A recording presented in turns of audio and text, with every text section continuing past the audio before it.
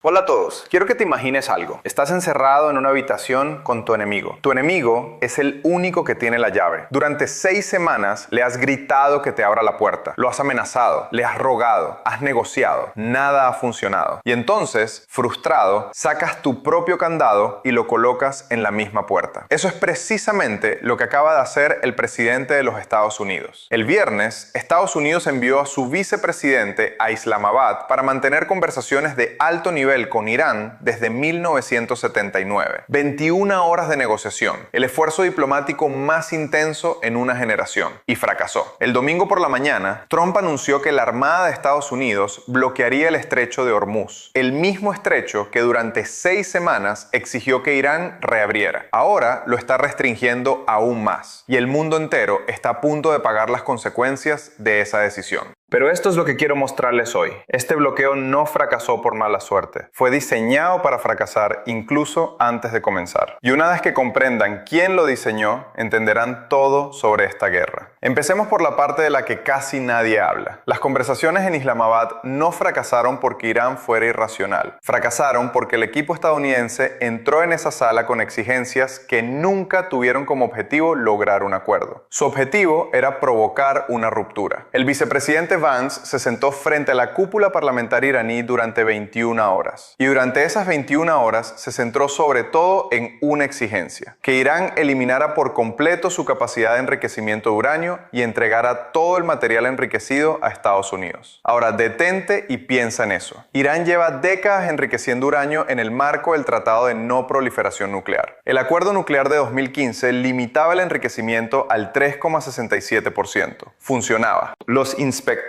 internacionales confirmaron repetidamente su cumplimiento. Sin embargo, durante su primer mandato, el propio Trump rompió ese acuerdo. Y ahora envía a su vicepresidente a exigir algo aún más extremo que el acuerdo que él mismo destruyó. Así pues, la verdadera cuestión no es si Irán dijo que no. La verdadera cuestión es de quién era esta exigencia. Porque eliminar el enriquecimiento ilícito no es el principal interés de Estados Unidos en este caso. El principal interés de Estados Unidos es reabrir el estrecho de Hormuz. El principal interés de Estados Unidos es bajar los precios del petróleo. El principal interés de Estados Unidos es detener el sufrimiento económico antes de que se convierta en sufrimiento político. El enriquecimiento ilícito es la obsesión de Israel, no de Estados Unidos. Durante más de una década, los líderes israelíes han declarado abiertamente que prefieren enfrentarse a un Irán que avanza hacia la capacidad nuclear bajo sanciones, antes que a un Irán rico y estable con las sanciones levantadas. Antes del acuerdo de 2015, los funcionarios israelíes afirmaron que preferían un Irán debilitado y aislado al que pudieran amenazar, a un Irán más fuerte y reintegrado a la región. Y esa es precisamente la postura que Vance mantuvo al llegar a Islamabad. No es una política diseñada para acabar con la guerra, es una política diseñada para satisfacer a Israel. Mientras Vance se encontraba dentro del Hotel Serena intentando negociar, Netanyahu aparecía ante las cámaras, declarando que la campaña contra Irán no había terminado. Reflexionemos sobre lo que esto significa. El vicepresidente de Estados Unidos supuestamente intenta mediar en la paz, mientras que el aliado más cercano de Estados Unidos insiste públicamente en que la guerra continúe.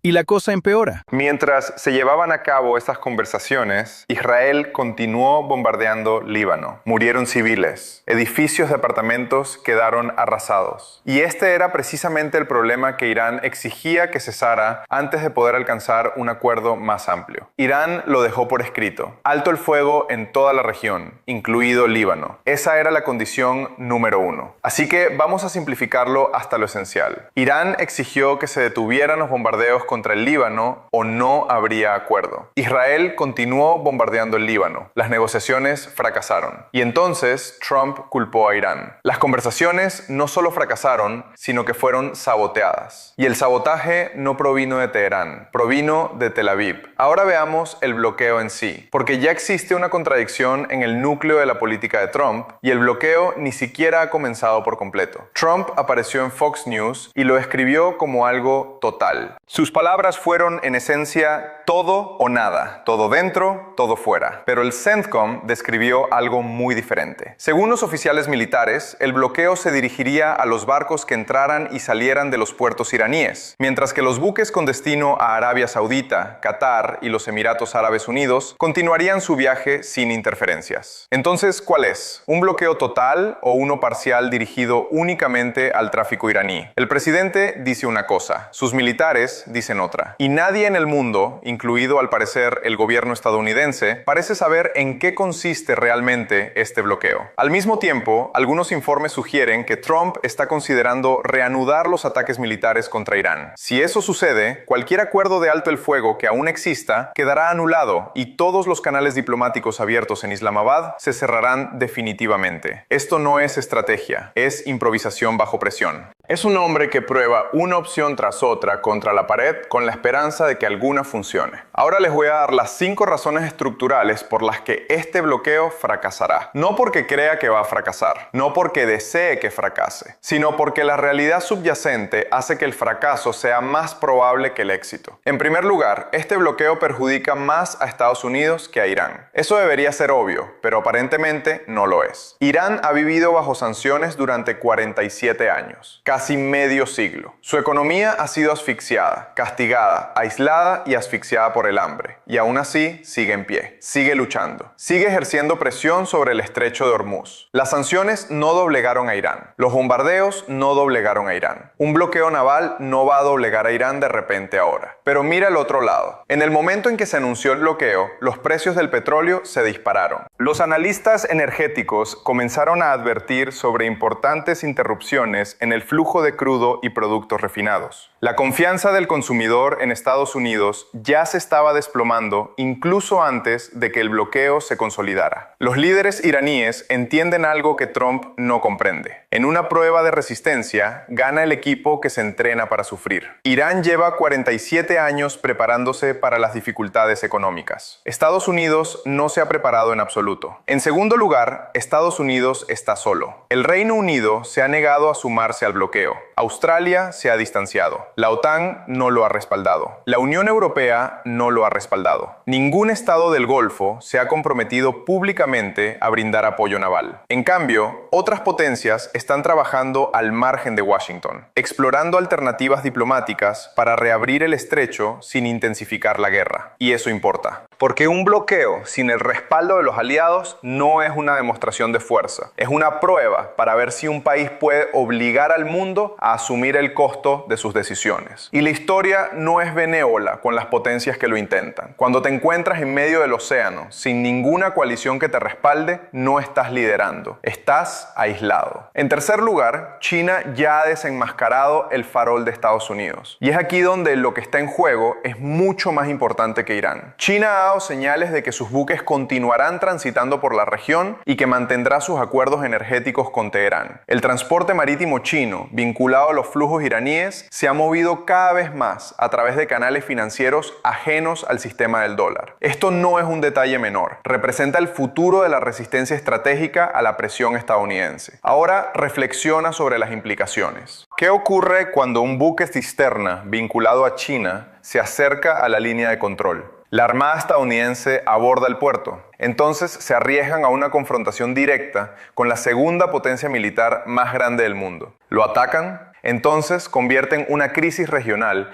en una crisis entre grandes potencias. ¿Lo dejan pasar? Entonces todo Estado que quiera desafiar el bloqueo aprende la lección de inmediato. No se dejen intimidar y avancen. Y aquí reside un peligro aún mayor. Si Estados Unidos normaliza la idea de que una gran potencia naval pueda bloquear unilateralmente una vía marítima internacional, le estará dando a China un precedente que algún día podría utilizar mucho más cerca de casa. Todo estratega estadounidense debería comprender el riesgo de crear argumentos legales y estratégicos que posteriormente podrían volverse en contra de los propios aliados de Estados Unidos. En cuarto lugar, Irán dispone de opciones de escalada escalada que Estados Unidos no puede igualar fácilmente. Irán no necesita imitar el poder estadounidense de forma simétrica, simplemente necesita encarecer la escalada. Y el punto de presión evidente no es solo el estrecho de Hormuz, en la red marítima en general. Si el conflicto se intensifica, la presión podría extenderse al Mar Rojo y al estrecho de Bab el-Mandeb, a través de las fuerzas aliadas y los socios regionales. Esto significaría que no solo un punto estratégico marítimo estaría bajo presión, sino dos. No solo una interrupción del suministro, sino una en cadena. En ese momento ya no se trata solo de petróleo. Se trata de transporte marítimo, fertilizantes, alimentos, seguros, fletes, inflación y riesgo de recesión global. Estados Unidos está jugando en un solo tablero. Irán puede ampliar el juego a dos. Y una vez que eso sucede, las consecuencias económicas dejan de ser regionales, se vuelven globales. En quinto lugar, el verdadero ganador de este bloqueo podría ser Rusia. Rusia no depende del estrecho de Hormuz como lo hacen los exportadores del Golfo. Cada barril atrapado o retrasado en el Golfo Pérsico aumenta el valor de las fuentes de suministro alternativas. Y Rusia se beneficia de precios más altos, mercados más ajustados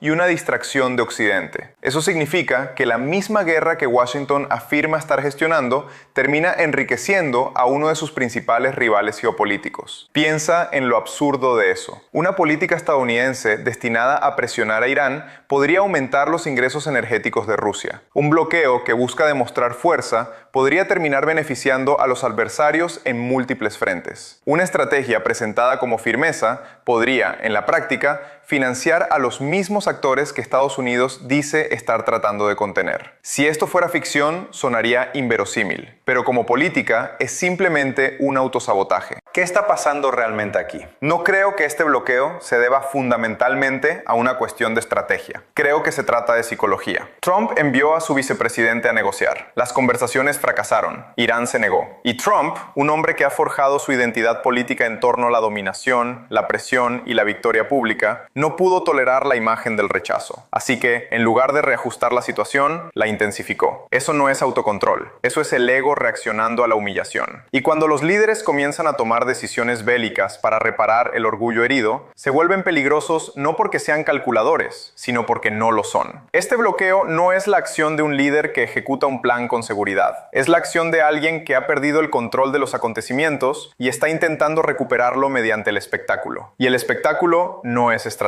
Aquí están mis 3 predicciones. En primer lugar, este bloqueo empieza a ceder ante la presión económica mucho antes de lo que admiten sus defensores. A medida que suben los precios del combustible y se extiende la reacción política interna, la presión para dar marcha atrás aumentará. Y, finalmente, la Casa Blanca buscará la manera de retirarse, aunque lo declare victoria. En segundo lugar, alguna gran potencia, muy probablemente mediante el transporte marítimo vinculado a China u otro estado dispuesto a poner a prueba la línea, forzará la cuestión de la aplicación de la medida. Y una vez que eso ocurra, el mundo entero verá si este bloqueo es real, selectivo o, en su mayor parte, una farsa. En tercer lugar, cuando las aguas se calmen, esta política habrá logrado lo contrario de lo que prometía. No habrá debilitado a Irán, lo habrá fortalecido. No habrá aislado a Irán, habrá puesto al descubierto el propio aislamiento de Estados Unidos. No habrá bajado los precios, los habrá subido. Y no habrá acercado el fin de la guerra, lo habrá hecho más difícil de alcanzar. Y ese es el patrón que importa. Cada movimiento presentado como una muestra de fortaleza ha generado debilidad. La guerra enriqueció a Rusia. La diplomacia puso al descubierto la influencia externa sobre la política estadounidense. Y ahora el bloqueo amenaza con alejar a los aliados, envalentonar a los adversarios y perjudicar la economía global. Estados Unidos quería que la puerta estuviera abierta. En cambio, añadió otro candado. Y ahora se encuentra en el lado equivocado. Hay una frase a la que siempre vuelvo, porque creo que resume a la perfección este momento. Cuando tu respuesta a la presión es hacerte a ti mismo lo que tu enemigo ya te estaba haciendo, eso no es estrategia, eso es reflexión.